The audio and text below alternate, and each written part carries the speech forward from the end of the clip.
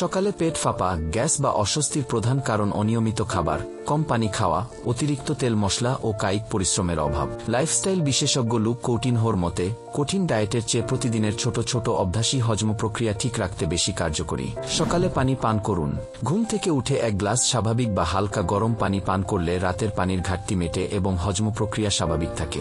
খাবারে আঁশ বাড়ান। সবজি, ফল, ডাল, ওটস ও চিয়া সিডের মতো আঁশযুক্ত খাবার অন্ত্রের স্বাস্থ্য ভালো রাখে। তবে আঁশের পরিমাণ হঠাৎ না বাড়িয়ে ধীরে ধীরে বাড়ানো উচিত। আদা ও মৌরি রাখতে পারেন সকালে। হালকা আদা বা মৌরি মেশানো গরম পানি খেলে পেটের অস্বস্তি অনেকটাই কমে।